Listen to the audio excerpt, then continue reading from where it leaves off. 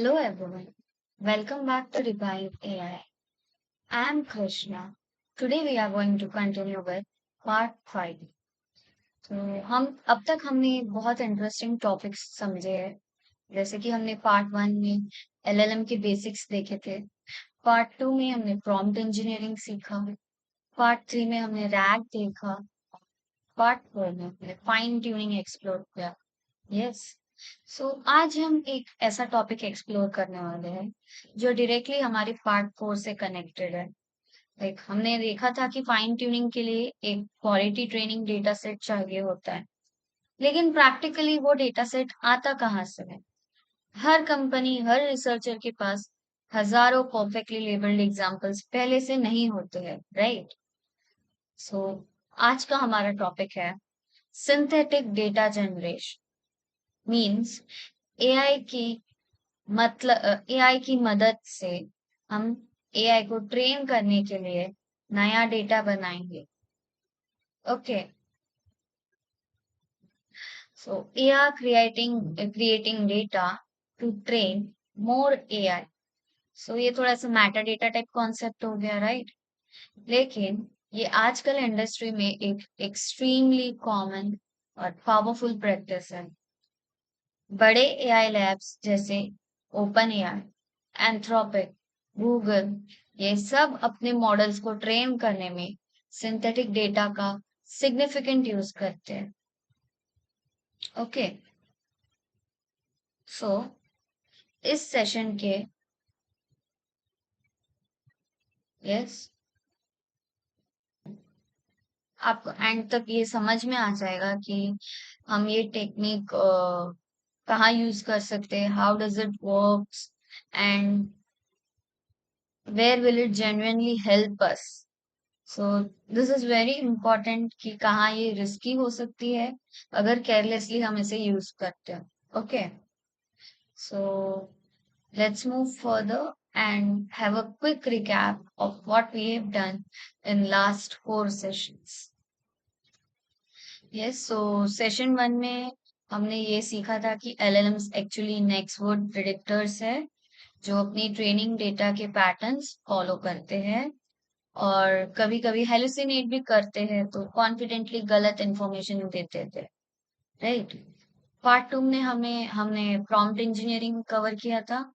तो वहां पे हमने आरसीटीएफ फ्रेमवर्क देखा था जिससे हमें सेम मॉडल से उसके वेट्स चेंज किए बिना बेटर बेटर आंसर्स मिलते थे।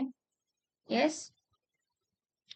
सेशन 3 में हमने रैग को कवर किया था, तो जहां मॉडल को ट्रस्टेड डॉक्यूमेंट्स में ग्राउंड किया जाता है ताकि वो गेस करने की बजाय एक्चुअल सोर्सेस से हमें आंसर निकाल के दे, एंड वो हमारे हेलुसिनेशन के प्रॉब्लम को सॉल्व करता है।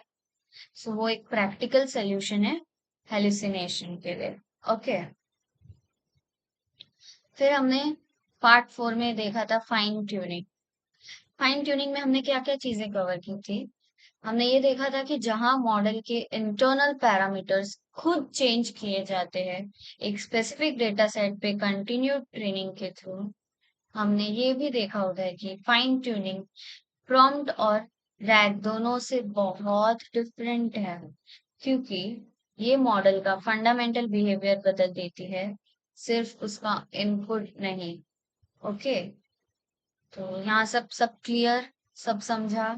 अगर इसमें से कुछ नहीं समझा है कौन सा भी पार्ट, तो ये सेशन देखने से पहले वो वाला पार्ट देख कर आओ, तो ये सेशन और भी अच्छे से समझेगा क्योंकि सब कुछ इंटरकनेक्टेड है, ठीक है? बट हमने सेशन 4 में जो किया था वहां पे एक बहुत बड़ी प्रैक्टिकल प्रॉब्लम है। लाइक फाइन ट्यूनिंग के लिए एक क्वालिटी डेटा सेट चाहिए होता है हमें ट्रेनिंग के लिए, और रियल में ह्यूमन लेबल डेटा बनाना बहुत टीडियस टास्क है, पहली बात। और दूसरा कि वो स्लो काम है। तीसरा कि वो एक्सपेंसिव हो जाएगा और कभी कभी प्राइवेसी इश्यूज आ जाएंगे। ओके, सो अगर हमें फाइन ट्यूनिंग के लिए लेट्स से 10,000 क्वालिटी एग्जांपल्स चाहिए और हमारे पास सिर्फ 20 है, सो हम क्या ही करेंगे? इतना सारा डेटा सेट मैन्युअली थोड़ी बनाने बैठेंगे, है ना? सो यही है हमारा आज का क्वेश्चन कि what if AI could generate its own training data instead of waiting for humans to create it. Okay, so let's move further. So यहाँ पे हम देखते हैं कि आज हम क्या क्या टॉपिक्स कवर करने वाले हैं हमारे सेशन में. ओके, सो सबसे पहले हम डिटेल में समझेंगे कि रियल डेटा स्कैर्स और एक्सपेंसिव क्यों है. क्योंकि अगर आप ये प्रॉब्लम क्लियरली नहीं समझोगे तो सॉल्यूशन का वैल्यू भी उतना क्लियर नहीं होगा आपको, राइट. फिर हम देखेंगे कि सिंथेटिक डेटा जनरेशन एक्चुअली है क्या. दैट इज एक सिंपल रिलेटेबल एनालॉजी से हम इसको कनेक्ट करेंगे. एनालॉजी से हम कनेक्ट करके उसको एग्जाम्पल के साथ कंसेप्ट तुरंत क्लियर हो जाएगा आपका. ओके, उसके बाद हम देखेंगे पूरी पाइपलाइन की एनाटॉमी, वो कैसे वर्क करता है with examples and usable data set तक step by step everything. फिर हम थोड़ा डीप में जाएंगे और जनरेशन टेक्निक्स जैसे सेल्फ इंस्ट्रक्ट और नॉलेज डिस्टिलेशन, ये थोड़ा एडवांस्ड है लेकिन बहुत इंटरेस्टिंग. उसके बाद एक बहुत इंपॉर्टेंट थोड़ा सा सीरियस टॉपिक है, दैट इज क्वालिटी और एंड बायसनेस, इंक्लूडिंग एक फैसिनेटिंग कॉन्सेप्ट जिसे बोलते हैं मॉडल कोलैप्स. और लास्ट में हम देखेंगे रियल वर्ल्ड यूजेस, लिमिटेशंस और डेमो, जहां हाँ आप खुद देखोगे ये प्रोसेस काम कैसे करता है. ओके, सो चलिए तो आज का सेशन का हम स्टार्ट करते हैं. So how is this connected directly to session 4. So हम थोड़ा कनेक्शन बना के देखते हैं कैसे कनेक्टेड है और इस प्रॉब्लम को पूरी तरह समझते हैं, क्योंकि ये पूरा सेशन एक फाउंडेशन है. ये स्लाइड पूरा सेशन का फाउंडेशन है. Okay, so let's start with problem 1, that is slow and expensive to create. यानी ह्यूमंस को मैन्युअली हजारों एग्जांपल्स लिखना है और लेबल करना है, तो ये बहुत टाइम कंज्यूमिंग हो जाएगा और पैसा भी बहुत ज्यादा खर्च हो जाएगा, राइट. सो सोचो, अगर आपको 10,000 हाई क्वालिटी ट्रेनिंग एग्जाम्पल्स चाहिए और एक स्किल्ड इंसान रियलिस्टिकली दिन में 100 से अच्छा एग्जाम्पल लिख सकता है क्या. 100 बहुत हो गए ना उसके लिए दिन में. तो ये 100 दिन का काम है, राइट. तो एक सिंगल पर्सन के लिए ऑफ कोर्स. और अगर क्वालिटी कंट्रोल भी चाहिए तो किसी और से रिव्यू भी कराना पड़ेगा. ऐसा तो नहीं वो एक बंदा खाली लिखता जाएगा लिखता जाएगा लिखता जाएगा, रिव्यू भी तो करना पड़ेगा ना. रिव्यू नहीं किया तो फिर डेटा सेट बनाने का कोई मतलब ही नहीं आएगा. तो ये भी और ज्यादा टाइम कंज्यूम करता है, तो टाइम और भी बढ़ जाता है. ठीक है. Problem 2, rare cases are hard to collect. यानी रेयर केसेस कलेक्ट करना मुश्किल है. कुछ सिनेरियोज इतने अनयूजुअल होते हैं कि रियल वर्ल्ड में वो सिर्फ हैंडफुल ऑफ टाइम्स अकर करते हैं. जैसे अगर आप एक फ्रॉड डिटेक्शन मॉडल ट्रेन कर रहे हो, जेन्युइनली फ्रॉडुलेंट केसेस बहुत रेयर होते हैं compare to normal transaction. Yes, और आप उनके लिए वेट नहीं कर सकते है ना कि नेचुरली इनफ एग्जांपल्स हम एक्यूमुलेट हो जाएंगे या कर पाएंगे. तो इफ हम ये करने बैठे तो हमें बहुत टाइम तक वेट करना पड़ेगा और उतना टाइम आज की लाइफ में किसी के पास नहीं है. So of course there is no option, we need to generate synthetic data set to train our models. Problem 3, privacy often उसे उसको ब्लॉक करती है. ओके, प्रिवेसी यूज को ब्लॉक करती है. सो रियल यूजर डेटा जो होता है, जैसे पेशेंट के रिकॉर्ड्स हो गए, पर्सनल मैसेजेस या कॉन्फिडेंशियल कस्टमर इंफॉर्मेशन, अक्सर डायरेक्टली ट्रेनिंग के लिए यूज नहीं किए जाते और ना ही यूज किए जा सकते. ओके, लीगल और एथिकल रीजंस होते हैं इसके लिए. जीडीपीआर जैसा डेटा प्रोटेक्शन लॉज या सिंपल एथिकल कंसर्न्स इस डेटा को ऑफ लिमिट्स बना देता है, चाहे वो टेक्निकली अवेलेबल हो, but we can't use them क्योंकि सबकी थोड़ी प्रीवेसी भी मैटर कर जाती है। बाद में आता है प्रॉब्लम 4। ये है फाइन ट्यूनिंग का सबसे बड़ा bottleneck. Yes, so if you remember हमने पार्ट 4 में देखा था कि कंसिस्टेंट बिहेवियर स्केल पे चाहिए होती है और स्केल के लिए वॉल्यूम चाहिए होता है, राइट?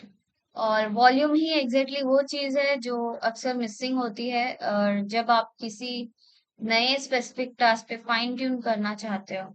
हाँ, राइट। तो I have a question like, अगर ह्यूमंस इतना डेटा मैन्युअली इतनी जल्दी नहीं बना सकते तो इसका प्रैक्टिकल सोल्यूशन क्या है, right? Just think of it.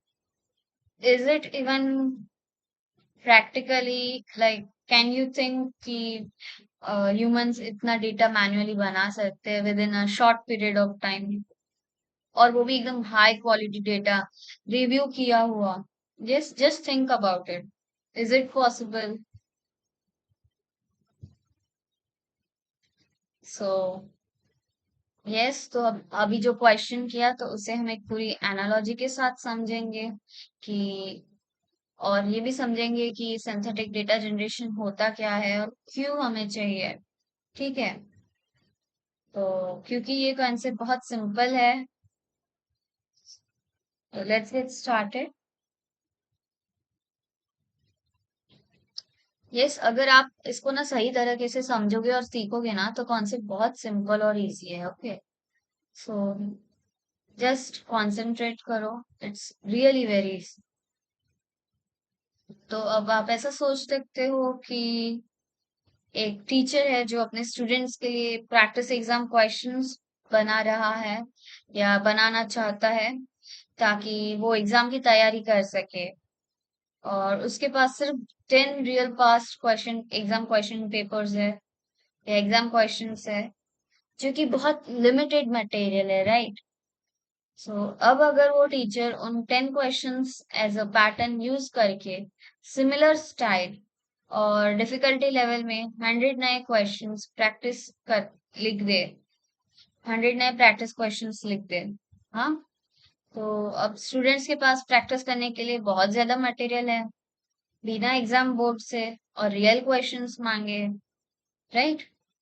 यही है सिंथेटिक डेटा जनरेशन का पूरा आइडिया। बस टीचर की जगह हमें एक एलएलएम यूज करना है। वहां पे हम एलएलएम यूज करते हैं जो बहुत फास्ट और कंसिस्टेंटली ये पैटर्न फॉलोइंग काम कर सकता है। ओके, एलएलएम्स पैटर्न फॉलोइंग काम कर सकते हैं कंसिस्टेंटली। अगर हम उनको एक पर्टिकुलर पैटर्न दे देते कि भाई हमको यही पैटर्न में चाहिए आगे, so they will give us in that pattern. Okay, so यहाँ पे आप फ्लो डायग्राम देख सकते हो। So this is the flow diagram. So यहाँ पे प्रोसेस 3 स्टेप्स में डिवाइड किया हुआ है। फर्स्ट है कुछ रियल एग्जाम्पल्स चाहिए, like 2 to 3 hand written high quality examples जो टास्क को क्लियरली डिफाइन करते हैं। और ये एग्जाम्पल्स बहुत इंपॉर्टेंट होते हैं क्योंकि ये हमारा टेम्पलेट सेट करते हैं जो एलएलएम फॉलो करेगा। ओके, फिर आता है एलएलएम जनरेट्स मोर एग्जाम्पल्स, बहुत सारे नए और सिमिलर एग्जाम्पल्स वो जनरेट करता है। सेम अंडरलाइन स्ट्रक्चर लेकिन different specifics, different topics and different wordings. Okay, और एंड में हमें मिलता है एक usable data set, that is hundreds या थाउजेंड्स ऑफ एग्जांपल्स ट्रेनिंग या टेस्टिंग के लिए रेडी रहेंगे, रेडी मिलते हैं। ओके, सो यहाँ पे सबसे इम्पोर्टेंट आइडिया ये है कि ह्यूमंस हर सिंगल एग्जाम्पल मैन्युअली नहीं लिख सकते और ना ही लिखते हैं। एलएलएम जो फ्लुएंट और वेरिड टेक्स्ट जनरेट करने में नेचुरली अच्छा है, ये हेवी लिफ्टिंग करता है, ह्यूमंस का रोल शिफ्ट हो जाता है।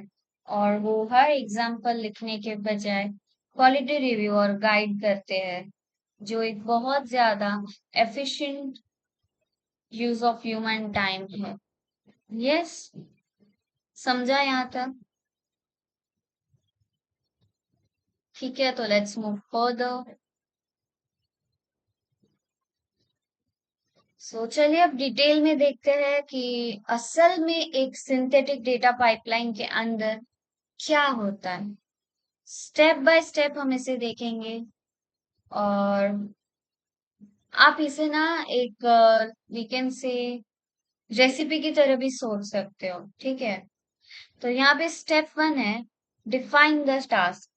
दैट इज, सबसे पहले डिसाइड करो एक गुड एग्जाम्पल कि कैसा दिखना चाहिए एग्जैक्टली exactly। ये क्लैरिटी बहुत इंपॉर्टेंट है। अगर आपको ही क्लैरिटी नहीं है तो आप एलएलएम को क्या दोगे प्रॉम्प्ट में, है ना। सो दिस इज वेरी इंपॉर्टेंट। अगर आपको खुद क्लियर नहीं है कि आपको क्या चाहिए तो एलएलएम बहुत कंफ्यूज हो जाएगा, राइट। और वो इनकंसिस्टेंट एग्जांपल्स भी जनरेट करके दे सकता है। जैसे अगर आप सेंटिमेंट लेबल्ड सेंटेंसेस चाहते हो तो डिसाइड करो, क्या सिर्फ मुझे पॉजिटिव सेंटेंसेस चाहिए, या मुझे साथ में नेगेटिव भी चाहिए, या मुझे न्यूट्रल भी चाहिए। ऐसे कैटेगरीज होनी चाहिए, ठीक है। ऐसा नहीं कि आपने सिर्फ दे दिया कि मुझे सेंटिमेंट एनालिसिस करना है, ऐसा नहीं चलेगा। You need to provide categories to, कि कौन सी चाहिए। ओके, देन आता है step 2, that is seed examples. अब कुछ real high quality examples manually लिखो। That is typically you can say आप 2 एग्जांपल्स लिख सकते हो, या 3 एग्जांपल्स लिख सकते हो, लाइक जो हैंडफुल हो। और ये एग्जांपल्स एलएलएम के लिए पैटर्न सेट करते हैं। जितने भी अच्छे ये सीड एग्जांपल्स होंगे उतना ही अच्छा फाइनल आउटपुट होगा, उतना ही अच्छा डेटा सेट आपको जनरेट करके मिलेगा। ओके, सो इसीलिए ये स्टेप बहुत इंपॉर्टेंट है। तो यहाँ पे आपको रश नहीं करना चाहिए। Okay, then comes our step 3, that is generate. Okay, तो एलएलएम इन सीड एग्जांपल्स को देख के बहुत सारी नई वेरिएशंस क्रिएट करते हैं, और सेम स्टाइल सेम स्ट्रक्चर लेकिन डिफरेंट स्पेसिफिक्स। यहाँ आप पैरामीटर्स जैसे टेम्परेचर, जो हमने पार्ट 2 में कवर किया था अगर आपको याद हो तो, पैरामीटर्स जैसे टेम्परेचर्स भी कंट्रोल कर सकते हो ताकि वेराइटी और भी बढ़े। Okay, then comes our step 4, that is filter and validate. ये एक क्रिटिकल स्टेप होता है जिसे लोग कभी कभी जल्दी में स्किप भी कर देते हैं, लेकिन ये शायद सबसे इम्पोर्टेंट स्टेप है। यस, क्योंकि लो क्वालिटी, डुप्लीकेट या फैक्चुअली इनकरेक्ट एग्जांपल्स को यहाँ आइडेंटिफाई करके रिमूव किया जाता है। यस, ये मैनुअल रिव्यू से हो सकता है, या कभी कभी एक दूसरे एआई मॉडल से भी हम चेक करवा सकते हैं। Okay, so this is very important. So उसके बाद हमारा लास्ट स्टेप होता है, दैट इज स्टेप 5, यूज। यहाँ पे क्लीन डेटा सेट किसी दूसरे मॉडल को फाइन ट्यून करने के लिए या किसी मॉडल की परफॉर्मेंस इवेल्युएट करने के लिए यूज किया जाता है। ओके, यहाँ तक समझा कैसे वर्क करता है, सिंथेटिक डेटा पाइपलाइन क्या है। हम्म, सो ये एक पूरा पाइपलाइन है जिसमें हमने 5 क्लियर स्टेप्स देखे। सो अब चलिए देखते हैं जनरेट यानी कि स्टेप 3 एक्चुअली कौन से डिफरेंट सोफेस्टिकेटेड मेथड्स यूज कर सकता है। और क्योंकि बस एलएलएम को बोला और वो कर देगा से थोड़ा ज्यादा नॉन्स है इसमें। Okay, so let's move further.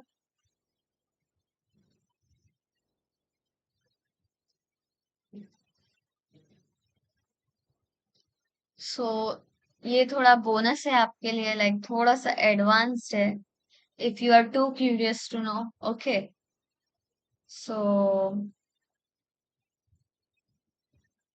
यहाँ पे हम देखते हैं कि अगर आपको कभी actual synthetic data generation implement करना है तो आप क्या यूज कर सकते हो और क्या टेक्निक्स काम आएगी आपके। Okay, so first one is few shot generation. ये सबसे सिंपल है, स्ट्रेट फॉरवर्ड अप्रोच है। ओके, और मॉडल को कुछ सीड एग्जांपल्स दिखाओ और सीधा बोलो कि मुझे इसी स्टाइल में और एग्जांपल्स लिख के दो या चाहिए। ये वही टेक्निक्स है जो हमने अभी एनाटॉमी स्लाइड में देखी। सिंपल है लेकिन surprisingly effective most use cases के लिए है। Okay, second, self instruct. ये थोड़ा ज्यादा क्लेवर और ज्यादा पावरफुल है। यहाँ मॉडल अपनी खुद की नए इंस्ट्रक्शंस और उनके रिस्पॉन्सेस दोनों जनरेट करता है। मतलब सिर्फ एग्जाम्पल्स जनरेट नहीं करता बल्कि नए टास्क भी खुद इन्वेंट करता है, फिर उनके आंसर्स भी खुद देता है। इसे एक बहुत छोटे सीड सेट से मॉडल खुद अपना पूरा डेटा सेट बूटस्ट्रैप कर लेता है। और यू कैन से इसमें बहुत कम ह्यूमन इन्वॉल्वमेंट के साथ यू कैन डू बहुत कुछ। एंड ये टेक्निक रिसर्च में बहुत पॉपुलर है क्योंकि ये स्केल करना बहुत इजी है। Okay, then third one, that is knowledge distillation. ये टेक्निक थोड़ा डिफरेंट फिलोसॉफी फॉलो करती है। यहाँ एक बड़ा पावरफुल टीचर मॉडल, जैसे कि एक state of the art expensive model यानी हाई क्वालिटी आउटपुट्स जनरेट करता है कि एग्जांपल्स के लिए। ओके, फिर उन आउटपुट्स का यूज करके एक छोटा चीपर स्टूडेंट मॉडल ट्रेन किया जाता है। यस, इसी स्टूडेंट मॉडल टीचर के कुछ कैपेबिलिटीज इफेक्टिवली सीख लेता है बिना उतना बड़ा या स्लो या एक्सपेंसिव हुए खुद। एंड ये स्पेशली यू कैन से यूजफुल होता है जब आप प्रोडक्शन में एक फास्ट एफोर्डेबल मॉडल चाहिए लेकिन क्वालिटी भी मेंटेन करनी है तब। ओके, समझा? सो हर टेक्निक का अपना अपना स्पॉट है। Few shot simple quick task के लिए है। सेल्फ इंस्ट्रक्ट जब आपको बहुत कम मैनुअल एफर्ट के साथ स्केल चाहिए तब यूज कर सकते हो। और डिस्टिलेशन जब आपको एक बड़े एक्सपेंसिव मॉडल की क्वालिटी एक छोटे प्रैक्टिकल मॉडल में चाहिए तब। Okay, so let's move further.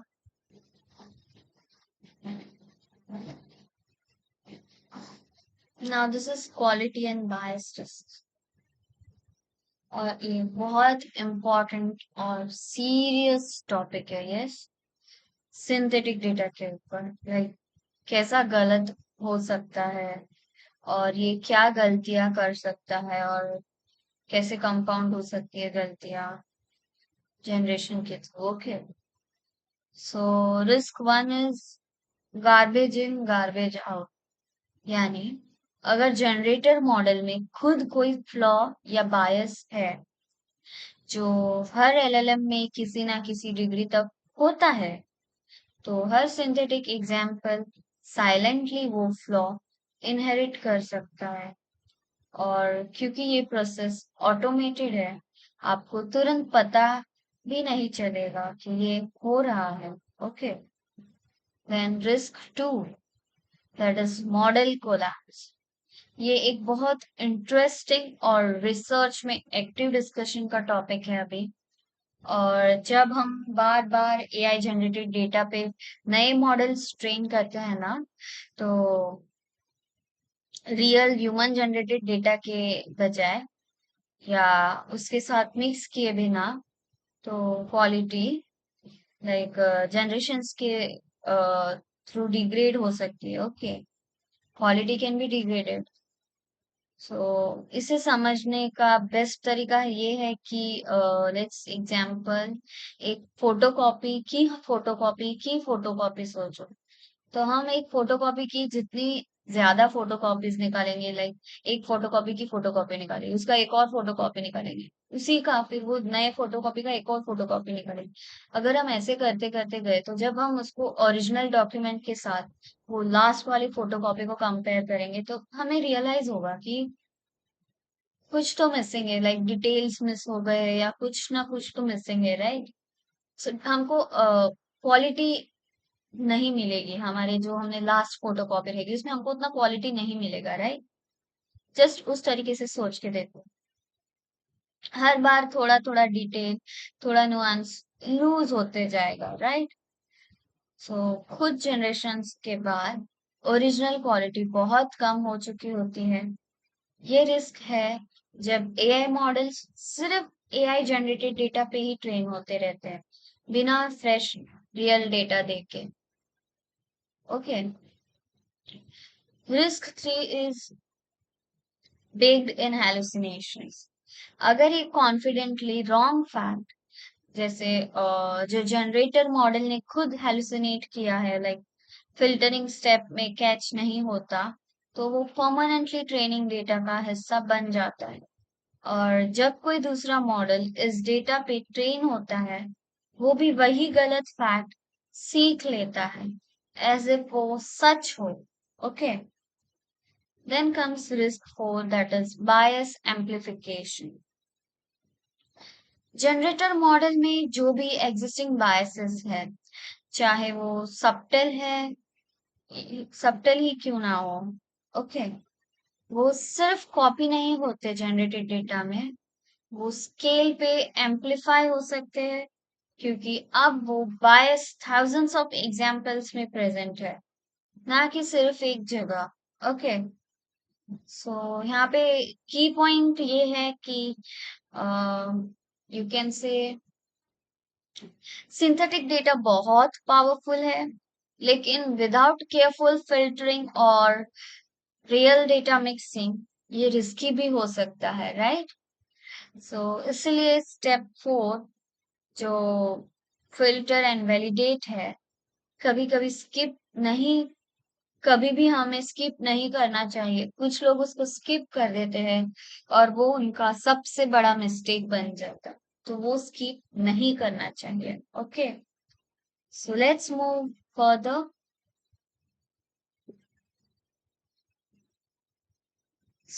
चलिए अब हम देखते हैं सिंथेटिक डेटा कहाँ जेन्युइनली प्रैक्टिकली यूज कर सकते हैं और कहाँ यूजफुल है।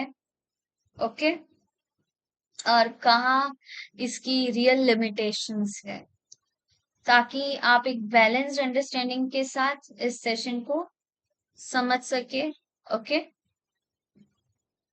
फर्स्ट हम देखते हैं वेर इट जेन्युइनली हेल्प्स, यानी कि कहाँ ये हमें काम आता है। सो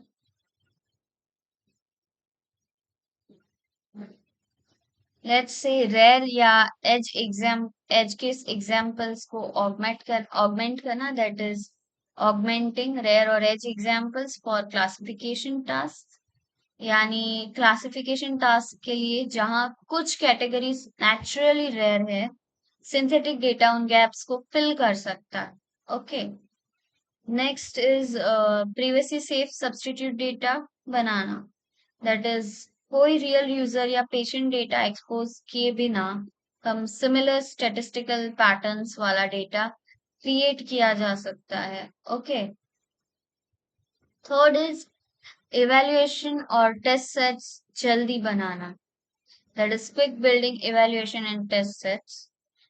यानी अपने मॉडल को टेस्ट करने के लिए आपको तुरंत डाइवर्स टेस्ट सेट्स चाहिए होते हैं, जो सिंथेटिक जनरेशन से फास्ट मिल सकते हैं। और the last one is fine tuning data sets को बूटस्ट्रैप करना, यानी सेशन 4 वाला कॉन्सेप्ट, जो रियल एग्जांपल्स लिमिटेड है, सिंथेटिक डेटा एक स्टार्टिंग पॉइंट दे सकता है। उसके बाद आते हैं इट्स रियल लिमिटेशंस। ये जेन्युइनली नए नॉलेज इन्वेंट नहीं कर सकता, लाइक जो जनरेटर मॉडल के पास ऑलरेडी नहीं है, अगर मॉडल को किसी चीज के बारे में पता ही नहीं है, वो उसके बारे में एक्यूरेट सिंथेटिक डेटा भी जनरेट नहीं कर सकता। ओके।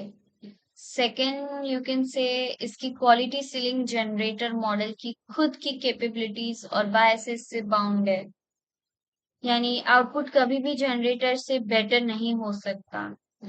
हाई स्टेक्स एप्लीकेशंस में जैसे मेडिकल या लीगल डोमेन्स। ओके।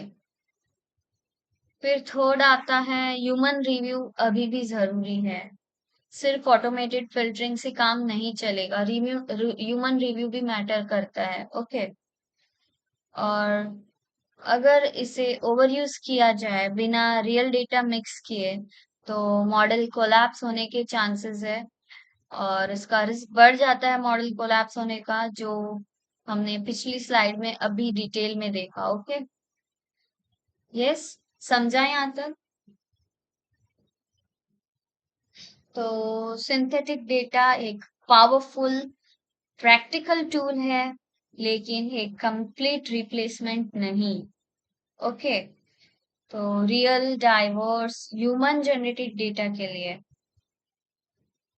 ओके, तो ये कंप्लीट रिप्लेसमेंट नहीं है। बेस्ट प्रैक्टिस हमेशा यही है कि दोनों का थॉटफुल कॉम्बिनेशन होना चाहिए।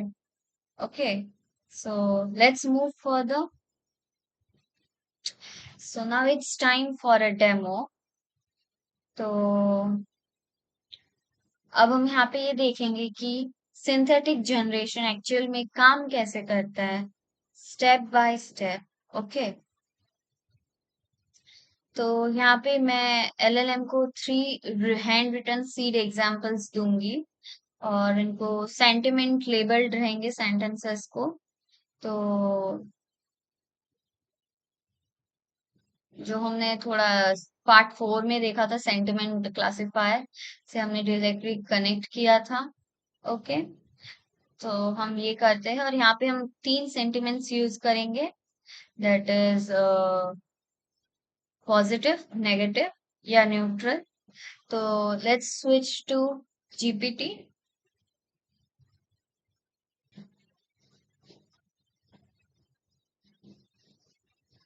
सो दिस इज आवर जीपीटी। तो हम यहाँ पे उनको प्रॉम्प्ट एग्जांपल्स देंगे। Okay. So let's start typing our prompt. ठीक है। लेट्स से हियर आर हम 3 एग्जांपल्स दे। Okay. 3 examples of sentiment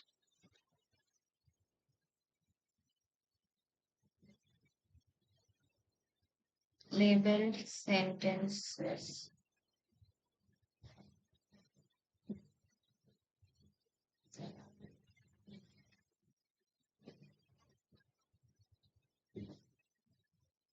First one is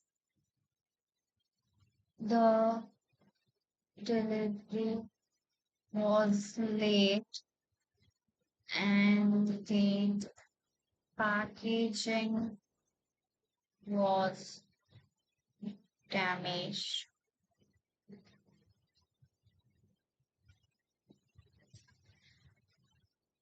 So this is negative.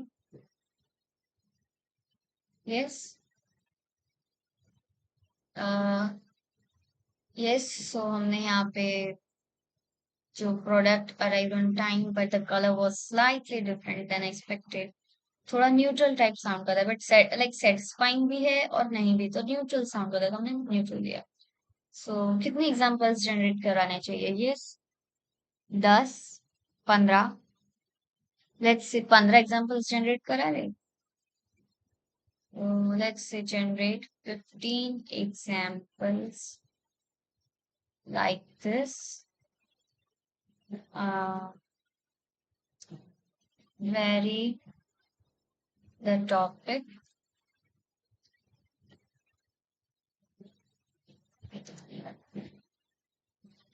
not just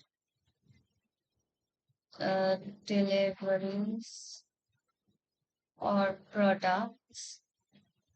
ये हमको भी थोड़ा डाइवर्स डेटा भी चाहिए ना, है ना?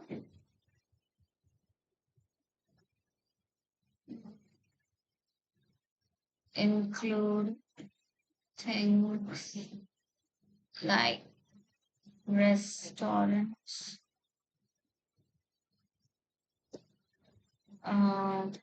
apps, let's say, or customer service customer calls, and etc.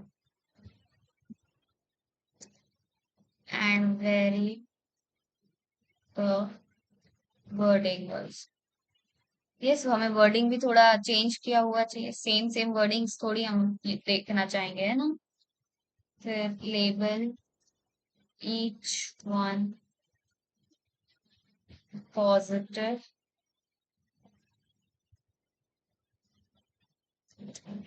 Negative और न्यूट्रल। ओके, सो हमने हमारा प्रॉम्प्ट दे दिया।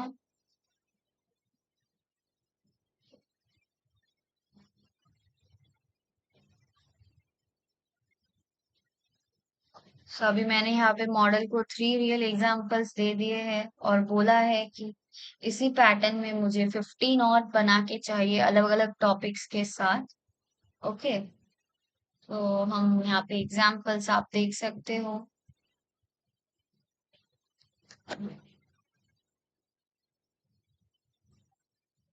हमें न्यू 15 एग्जांपल्स मिले हैं जिसमें से positive negative neutral, positive negative neutral, positive negative neutral, positive negative neutral, उन्होंने ये स्टेप फॉलो किया है।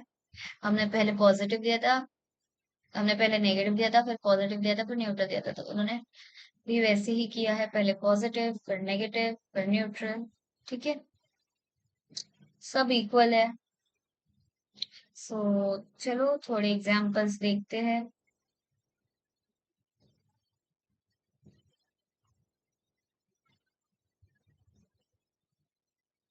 पहला है the restaurant serve fresh food quickly and the staff were incredibly friendly. Of course, positive.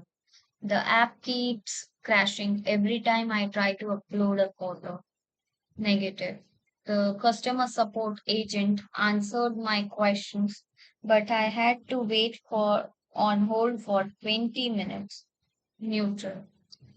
Our hotel room was spotless and the view from the balcony was amazing. Positive. The internet connection kept dropping throughout the online meeting. Negative. The movie had great visuals, although the story felt a bit slow in the middle. Neutral. Yes? So यहाँ पे अच्छे अच्छे अलग अलग topics cover हुए हैं। सो ये एक अच्छा साइन है डाइवर्सिटी का, जो हमको डाइवर्सिटी चाहिए था। सो ये 15 एग्जाम्पल्स हमारे ओरिजिनल ट्री के साथ मिलके एक छोटा स्टार्टिंग डेटा सेट बन गया है। और अगर हमें फाइन ट्यूनिंग के लिए 1000 एग्जाम्पल्स चाहिए हो, सो हम इसी प्रोसेस को रिपीट कर सकते हैं बड़ी स्केल पे। Okay, so now let's get back to our slide.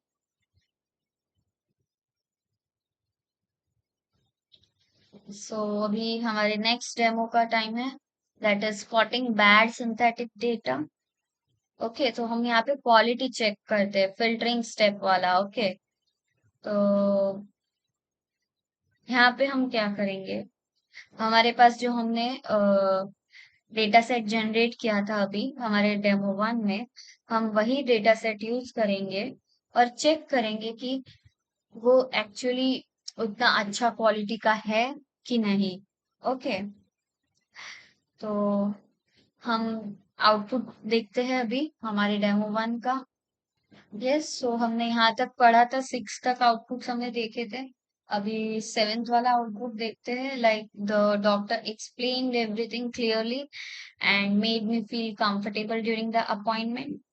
Positive. The cafe was noisy and my coffee was served cold. So negative. The software installation completed successfully, but the setup process took longer than expected. Neutral. Yes. उसके बाद the airline staff handled the boarding process efficiently, making the trip stress-free. The gym equipment was poorly maintained and several machines were out of order. Where the workshop covered the advertised topics, but there wasn't much time for questions. Neutral.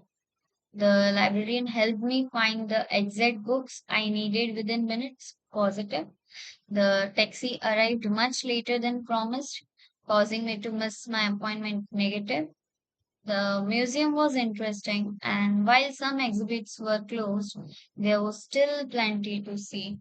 Neutral. So, यहाँ पे हम देख सकते हैं कि हमें उतना कुछ सिमिलर नहीं मिला है, राइट? हमें उतना कुछ भी सिमिलर नहीं मिला, तो लाइक ये बात यहाँ पे एक्चुअली बहुत हमको डाइवर्स डेटा सेट मिला है। लाइक हर बार ऐसा नहीं होता है कि हमको ऐसा डाइवर्स डेटा सेट मिल जाए, तो चेक करने का हैबिट होना चाहिए। इस बार हमको डाइवर्स मिला है, पता चला आगे कभी हमको ऐसा एक बार चांस हो जाता है ना कि डाइवर्स नहीं मिलता है, बट इस बार हमको मिल गया, राइट? और अब हम यहाँ पे ये भी ऐसे चेक कर सकते हैं कि हमको डेटा सेट मिल गया, डाइवर्सिटी तो है। ऐसा भी हो सकता है ना कि कभी कभी वो लोग कोई लेबल गलत भी दे दे। लाइक ये सपोज ये सेंटेंस नेगेटिव है तो उन्होंने वहां पे पॉजिटिव डाल दिया, तो ये पॉजिटिव नहीं नेगेटिव होना चाहिए था, या न्यूट्रल होना चाहिए था, तो वहां पे उन्होंने पॉजिटिव डाल दिया, राइट? तो कभी कभी लेबल्स भी गलत हो जाते हैं, है ना? समझा? So yes.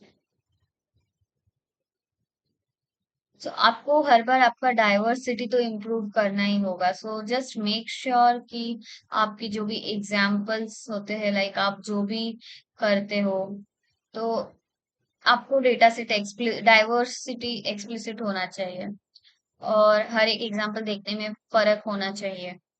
ठीक है? So yes. तो अभी हमने यहाँ पे वही किया है एग्जैक्टली, लाइक जो हमने देखा था कि फिल्टर एंड वैलिडेट वाला स्टेप, जिसके बारे में हमने पाइपलाइन में बात की थी। और अगर आप बिना चेक किए ये डेटा सीधा फाइन ट्यूनिंग में डाल देते, आप अपने मॉडल को, मे बी ऐसा हो सकता था कि आप डुप्लीकेट पैटर्न्स या गलत लेबल्स साइलेंटली दे रहे हो और सीखने दे रहे हो, तो इससे मॉडल बायस्ड रहता, राइट? सो ये इम्पोर्टेंट है कि जब सिंथेटिक डेटा जनरेट होता है, तो भले ही एक दो स्टेप है प्रोसेस में, उसको जनरेट करो फिर केयरफुली रिव्यू करो, दोनों इक्वली इम्पोर्टेंट है। Okay, so now again let's get back to our slide. Okay, let's गो।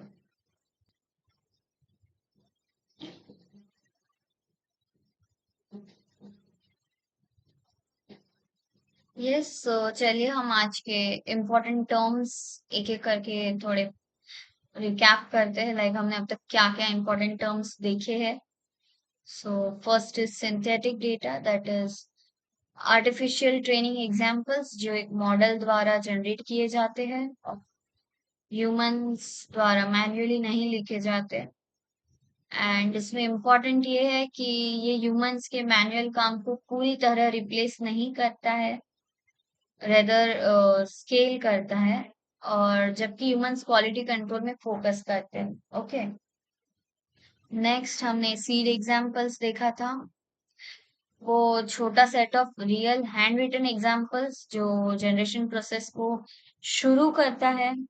और इनकी क्वालिटी बहुत क्रिटिकल है क्योंकि पूरा जनरेटेड डेटा सेट इन्हीं पैटर्न्स को फॉलो करेगा. So garbage seeds in, garbage data set out. Okay. Third is self instruct. That is जब मॉडल अपने खुद के इंस्ट्रक्शंस और रिस्पॉन्सेस दोनों जनरेट करता है, एक छोटे सीड सेट से एक बड़ा डेटा सेट बूटस्ट्रैप करने के लिए, that is minimal human involvement के साथ. ओके. Fourth, knowledge distillation. जब एक बड़े पावरफुल टीचर मॉडल के आउटपुट्स एक छोटे चीपर स्टूडेंट मॉडल को ट्रेन करने के लिए यूज होते हैं ताकि स्टूडेंट टीचर की कुछ कैपेबिलिटीज अफोर्डेबली सीख सके, उसे नॉलेज डिस्टिलेशन कहते हैं. Okay. Then fifth, model collapse. That is जब एआई जनरेटेड डेटा पे रिपीटेडली ट्रेन करने से रियल डेटा के साथ मिक्स किए बिना क्वालिटी जनरेशंस के थ्रू डिग्रेड होती जाती है. जैसे एक फोटोकॉपी वाला हमने एग्जांपल लिया था, सेम वही बस. Okay. Then comes six, data augmentation. Examples के वेरिड वर्जन्स बनाना, like different wording, different context, ताकि डेटा सेट में जेन्युइन डाइवर्सिटी बढ़े, ना कि सिर्फ volume. Next is seventh, filtering, यानी लो क्वालिटी, डुप्लीकेट या इनकरेक्ट जनरेटेड एग्जांपल्स को आइडेंटिफाई करके रिमूव करना. डेटा सेट को एक्चुअली यूज करने से पहले ये पाइपलाइन का सबसे क्रिटिकल और मोस्ट ऑफन स्किप्ड स्टेप है. Okay. Then the last one, the eighth one, that is bias amplification. यानी जब जनरेटर मॉडल के एग्जिस्टिंग बायसेस जनरेटेड डेटा के थ्रू स्केल पे एम्पलीफाई हो जाते हैं, एक सबटल बायस जैसे थाउजेंड्स ऑफ एग्जांपल्स में प्रेजेंट होके एक सिग्निफिकेंट सिस्टमिक इशू बन सकता है, राइट?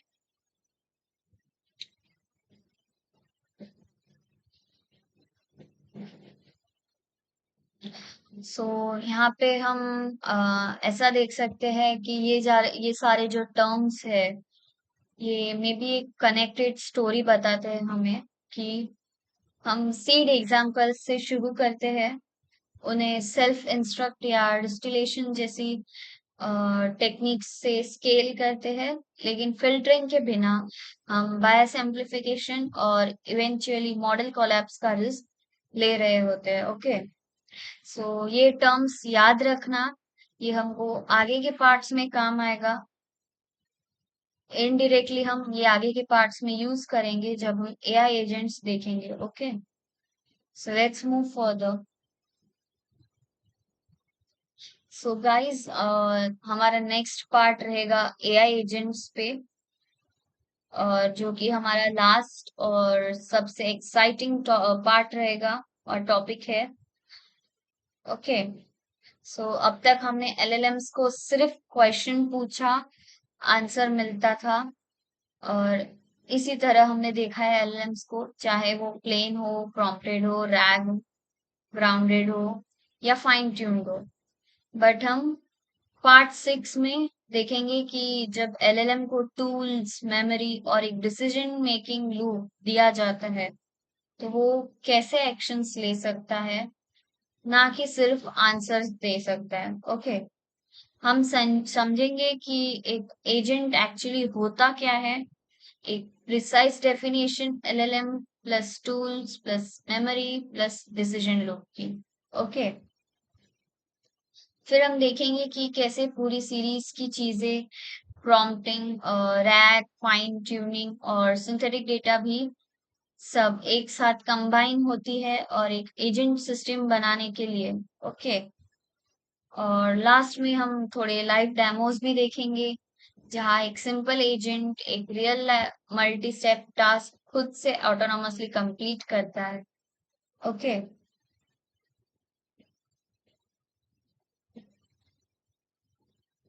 सो पार्ट 6 बहुत इम्पोर्टेंट रहेगा, क्योंकि हमने अब तक जो कुछ भी सीखा है उसको हम एक साथ हमारे पार्ट 6 में लेके आएंगे.